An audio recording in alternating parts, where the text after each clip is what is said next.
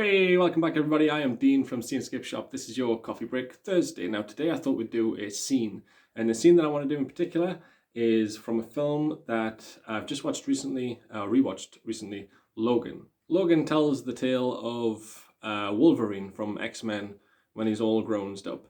Set in the near future, a very weary, very tired Wolverine tries to escape the world and escape his legacy. He's looking after a very elderly Professor X. But when a small child in need of protection comes across his path, he becomes a hero once again. It's quite a dark, grounded setting, and it sort of looks at superheroes after we're used to seeing them. We're used to seeing superheroes in the prime, when they're invincible.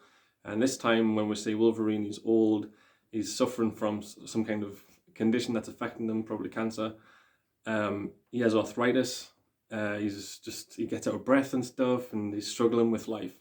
Which to me makes it more interesting. It sort of focuses more on the hero aspect of superhero rather than the super. We're used to seeing things, the super side of things. We're used to seeing Superman take off. We're used to seeing him catch a helicopter and Lois Lane with his bare hand and him doing it sort of easily.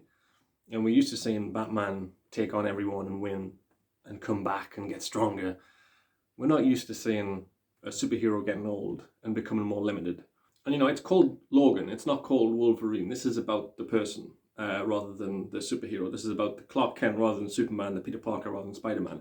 This is about Logan. And that makes it more interesting as well, because Logan, the person, has a lot more limitations, a lot more faults than this comic book idea of Wolverine, who can just heal after he's hurt and who has claws that spring out. And he can just bounce back from anything. This is the person. This is the limited, tired, old person. But he can still be heroic.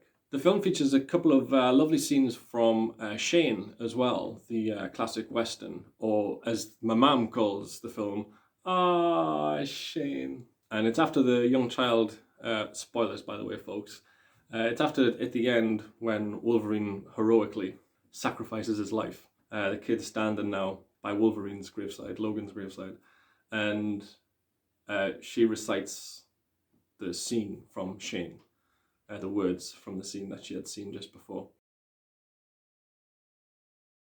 So I'm going to paint that. They have set up just a sort of a shallow grave for him, a couple of stones and pebbles on top in the middle of the woods, and there's a cross on the grave, and she goes to walk away, and then she comes back and she sort of readjusts the cross to form the X. And I'm going to paint that.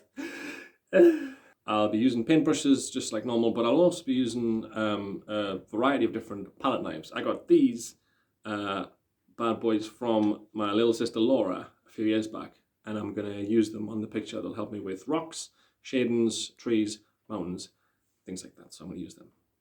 So with that all being said, folks, time to pop that kettle on, make yourself a cup of coffee, stick your feet up, sit back, relax, and enjoy.